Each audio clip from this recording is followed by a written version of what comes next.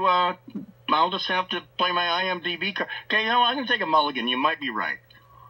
I think that I'm right, because my mother, was very excited whenever I met him, and I also did not know who he was. But he came to this big lobbying annual Christmas party where there's always a D-list celebrity, and Eric Estrada was there. Ooh, tight pants? Yes. You don't even answer. No, Tony Orlando, I remember as a kid, he had a variety show, and my mom and dad watched it, and my mom and dad played his two big hits all the time, Knock 3 Times and Tie a Yellow Ribbon. See, I know the first of those songs, so that's something. Yes. I believe so there's 3 inaugural balls. There's 2 at the Washington Convention Center, and those are the ones that, from my understanding, are more for political donors. And then the one that I'm actually going to be covering is one for our military members and our first responders. That's the one he's at. Oh, that's very exciting. Yeah. Oh. But you know, Donald Trump and Melania will be at all 3.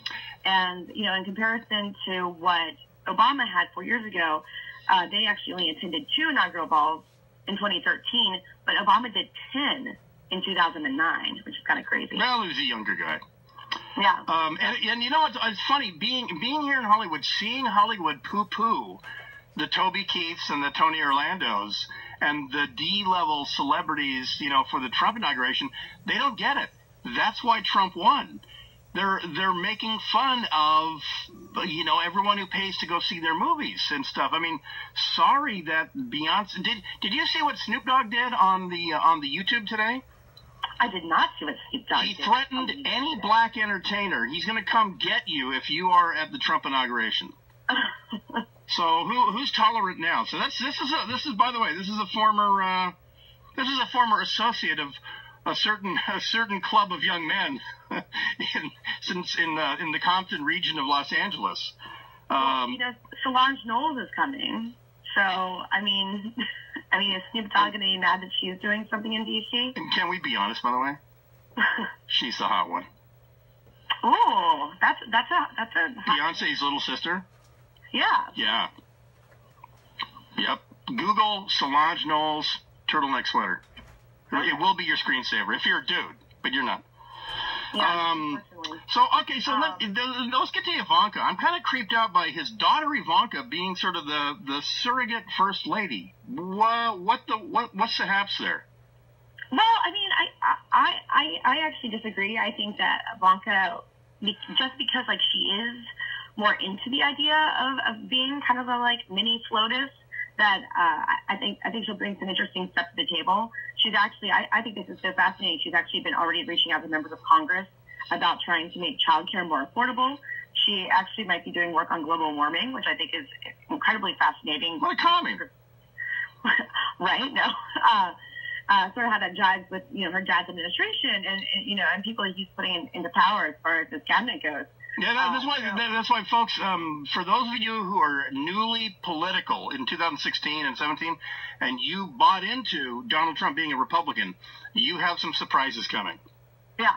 And especially on some of these issues where we sort of know that Ivanka is definitely to the left of her dad, and she, especially with Jared Kushner being in the White House, and basically also Ivanka being in the White House, they're going to have a lot to say about some of these, especially I would say on social issues. And so Ivanka had a quick conversation with Michelle Obama that turned into an hour-long meeting. And is it because McGurd, you're beautiful? Were they just saying to each other, "I just admire you so much," and that took an hour?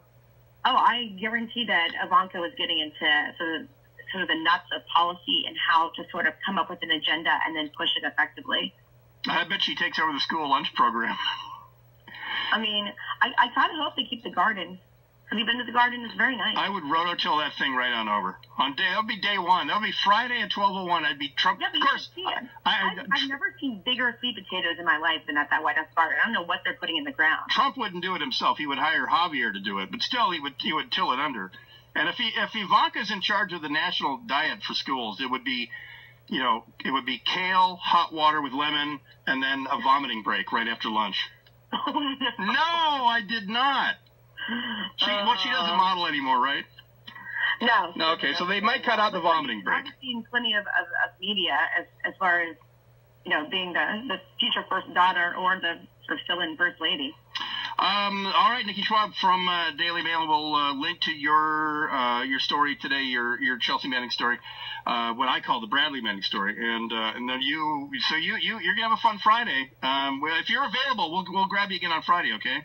All right, sounds good, guys. All right, don't slur your words now on Friday, but we'll understand if you are. If you know what I'm saying. Okay.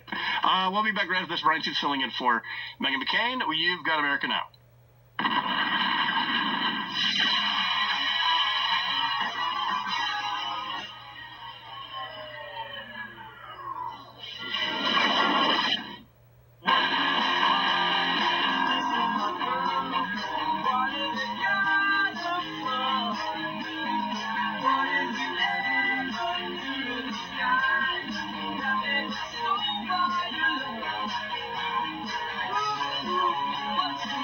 Welcome back. It's America Now. Bryan Suits filling in for Meghan McCain. Thanks to Nikki Schwab for putting up with me there from the Daily Mail. We'll see if we can check in with her on Friday.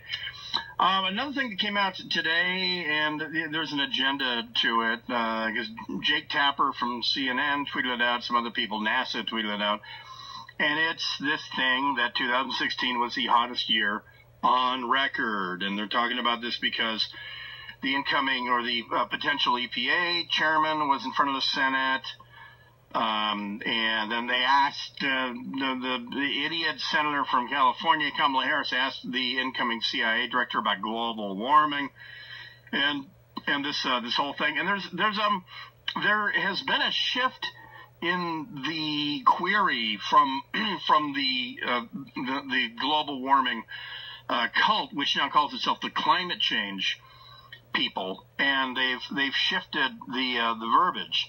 You know, it used to be you have to believe in global warming. Well, because there has been such fluctuation in a lot of the measurements, they shifted it to climate change. Well, I'll be honest with you. I don't know any conservative who doesn't believe that the climate is always changing, because we know that the climate is always changing. It always has. It always will.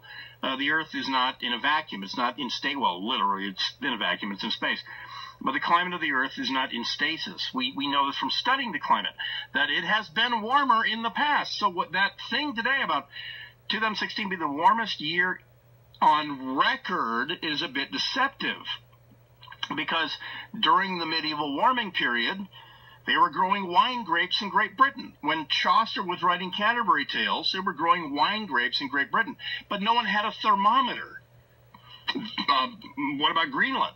We hear about, the Greenland ice cap is receding. It's thickening in the middle, but it's receding on the edges. You know what it's revealing as it